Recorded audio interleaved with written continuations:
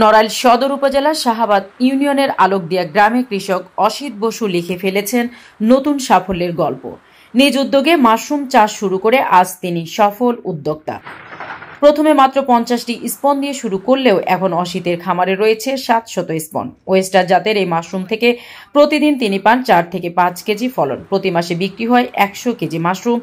আয় হয় 25 থেকে 30 হাজার টাকা পর্যন্ত। নিজের ঘরের এক কোণে শুরু করেন মাশরুম চাষ। খামারের নাম দিয়েছেন অসিত মাশরুম পল্লী সেন্টার। খামারে পলিথিন মোড়ানো প্যাকেট থেকে যখন সাদা সাদা মাশরুম মাথা তোলে তখনই বোঝা যায় পরিশ্রম বিফলে যায়নি। আমি 50টা স্পন দিয়ে মোটামুটি এই কার্যক্রম শুরু করি। তো সেখান থেকে আজকে আমার 450 স্পুনে মাদার দেওয়া আছে। 250 স্পুন থেকে মাশরুম অটোমেটিক্যালি উৎপাদন হচ্ছে। জীবাণুমুক্তকরণ মেশিন ইত্যাদি, ইনিকুলেশন কাম চেম্বার, এই তাক যা দেখছেন, হ্যাঁ, এসবই কৃষি অফিসের সহযোগিতায় এটা হয়েছে। তো আমি আশা করছি কৃষি অফিস আমাকে অনেক কিছু দিয়েছে।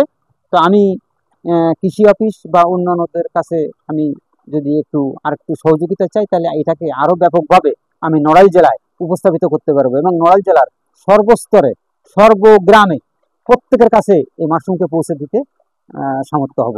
খামারে মাশরুমের পরিচর্যায় অসিতকে স্ত্রী ও তার ছেলে সাহায্য করে থাকেন। তাদের হাতের পরিশ্রমে একসময় এই ছোট্ট খামারেই তৈরি হয় মাশরুমের চপ। খড়কুটো, কাঠের গুঁড়ো, ভুসি, ক্যালসিয়াম চুন আর পানি মিশিয়ে তৈরি হয় মাশরুম চাষের পরিবেশ। তারপর জীবাণু মুক্ত করে রাখা হয় ল্যাবে। 28 দিন পর প্রস্তুত হয় মাদার টিস্যু। সেখান থেকে জন্ম নেয় এই সুস্বাদু ও পুষ্টিকর মাশরুম। 2-3 মাস আগে আমাদের নড়াইলে তারুণ্য উৎসবের একটা মেলা হয়েছিল 1 মাস ব্যাপী। তো সেখানে আমরা কৃষি অফিসের সহযোগিতায় স্টল দিয়েছিলাম। কৃষি সম্প্রসারণ আমাদের সহযোগিতা করেছিল। সেখানে আমাদের একটা ভ্যানও ছিল। সেই ভ্যানে আমরা কৃষি সম্প্রসারণের যে স্টল, সেখানে আমরা চপ বিক্রি করেছিলাম।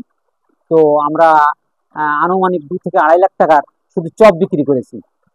12 থেকে 12.5 মণ মাশরুম 1 মাস ব্যাপী।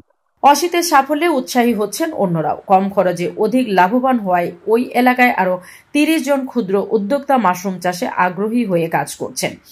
স্থানীয় অনেকেই প্রতিদিন খামারে গিয়ে শিখছেন মাশরুম চাষের বিভিন্ন কৌশল সম্পর্কে। অসিত মাশরুম প্রকল্পে সরকারিভাবে যেভাবে ঢাকায় উনি একটা করে আইছিল, সেই নিয়ে আমাকে নিয়ে উনি খুলনায় গেছিল। খুলনা যে করে মাশরুম চাষের জন্য প্রশিক্ষণ দিয়েছিলাম। সেই প্রশিক্ষণের পরে বেসিক করে এবং মাশরুম অসিত টাকা আনিছি এবং আমু 25টা মাশরুম নিয়ে আসি। মাশরুম এই স্পন আনিছিলাম এবং এই স্পন আমি সাকসেসফুল হয়েছি এবং অসিতদার মাধ্যমে আমি আরও মাশরুমের স্পন তৈরি করতেছি। অসিতদা কিছু কিছু স্পন তৈরি করেছে এবং ওখান থেকেও আমি কিছু স্পন নিয়ে আমার বাড়ি কাজ শুরু করেছি। আমি বিদেশ থেকে আসছি, আমি শুনে এই অসিতদার এখানে আসছি, আমি শুনে আগ্রহী।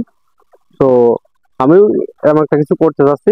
অসিত বসুকে প্রয়োজনীয় পরামর্শ ও সহযোগিতা করে পাশে আছে কৃষি অফিসও। ঢাকায় 10 দিনের প্রশিক্ষণ শেষে পেয়েছেন উপকরণ, ঘর তৈরি আর বিক্রির জন্য একটি ভ্যানও। কৃষি কর্মকর্তারা বলছেন, এভাবে শিক্ষিত তরুণরা যুক্ত হলে গ্রামে গ্রামে তৈরি হবে নতুন কর্মসংস্থান। আমাদের একজন উদ্যোক্তা, প্রশিক্ষিত উদ্যোক্তা অসিত বসু, তিনি এই প্রকল্পের আওতায় যথাযথ প্রশিক্ষণ এবং উপকরণ সহায়তা নিয়ে তিনি ইতিমধ্যে মাশরুম চাষ শুরু করেছেন এবং এটা এখন দৃশ্যমান।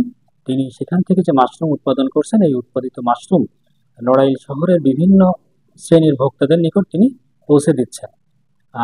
আর তার দেখা দেখি অত্র এলাকার যে কৃষক কৃষাণী রয়েছেন তারা উদ্বুদ্ধ হচ্ছেন যে এভাবে যদি খুব স্বল্প পরিশ্রমে এবং স্বল্প ব্যয়ে বাড়ির আশেপাশে অকেজ বা অব্যবহৃত জমিকে কাজে লাগিয়ে যদি মাশরুম চাষ করা যায়, তাহলে তারা কিন্তু আর্থিকভাবে উপকৃত হতে পারে। অসিত বসু এখন শুধু একজন কৃষক নন, তিনি অনুপ্রেরণা। তার বিশ্বাস একদিন নড়াইলের এই আলোকদিয়া হয়ে উঠবে মাশরুম পল্লী।